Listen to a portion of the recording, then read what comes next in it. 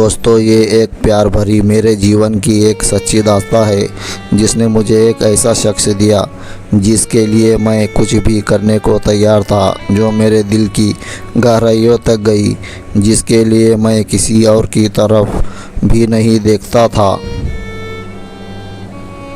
सुबह का अखबार पढ़ते हुए अचानक मेरी निगाह अपनी नई पड़ोसन से जा टकराई। मैंने सुना तो था कि मेरे बगल वाले फ्लैट में कोई महिला अधिकारी शिफ्ट होने वाली है, पर यह हमारा पहला आमना सामना था।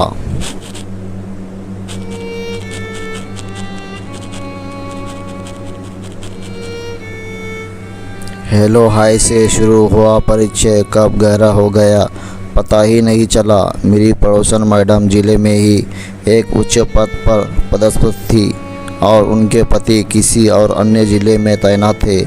उनके पति का आना जाना कभी कभार ही हो पाता था।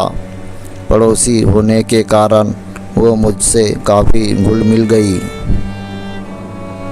एक दिन उन्होंने टोक ही दिया कि तुम मुझसे हमेशा मैडम कहकर बात मत किया करो।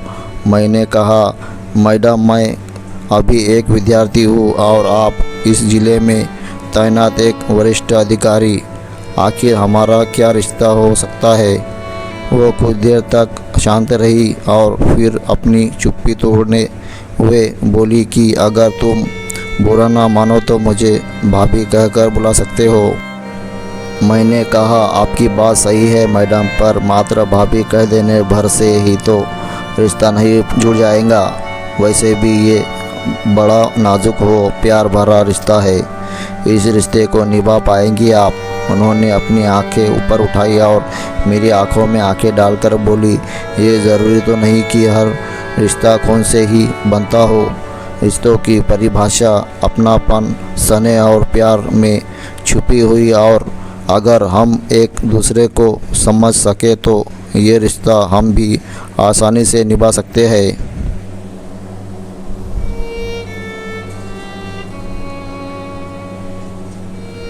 उस दिन के बाद से हम मुँह बोले देवर भाभी के रिश्ते में बंध गए। एक दिन सुबह सुबह उन्होंने मेरे दरवाजे पर दस्तक दी।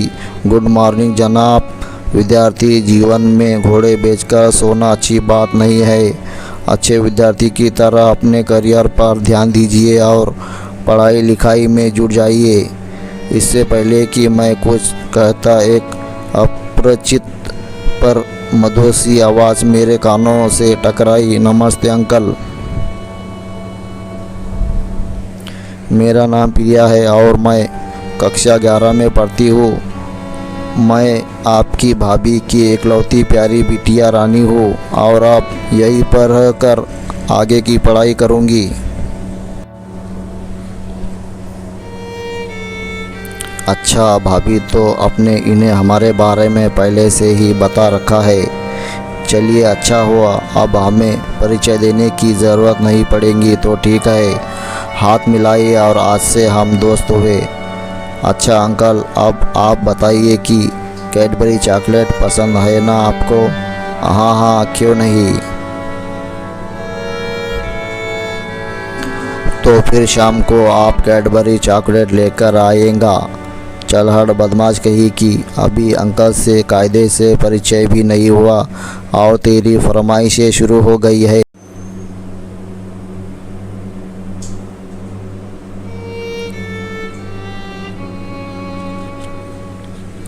भाभी ने कहा, आप इसकी बातों में मत जाइएगा, क्योंकि खाने पीने को लेकर दोस्ती करने में ये काफ़ी तेज़ है। अरे तुम दोनों के चक्कर में मेरी चाय भी ठंडी हो गई। अच्छा, तुम जल्दी से फ्रेश होकर आ जाओ तो एक कप गर्मा गर्म चाय हो जाए। वक्त के साथ प्रिया मुझसे काफ़ी घुल मिल गई। वो मेरे खाने से लेकर बाहर जाने तक का हिसाब किताब रखती। जब भी कभी मैं देर से आता तो प्रिया दरवाजे पर खड़ी मेरा इंतज़ार करती रहती, और जब तक मैं खाना नहीं खा लेता वो कुछ नहीं खाती। उसकी मम्मी भी खुश थी कि प्रिया को बोर नहीं होना पड़ता, पर प्रिया के दिल में क्या चल रहा था उससे मैं और उसकी मम्मी बिल्कुल अनजान थे। वैसे कुछ सोचने का कोई कारण भी नहीं बनता था।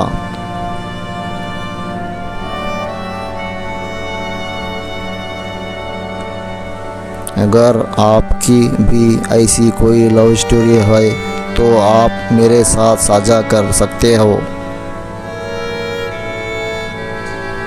अगर आपको ये कहानी अच्छी लगी हो तो ज़्यादा से ज़्यादा शेयर कीजिए अपने दोस्तों को।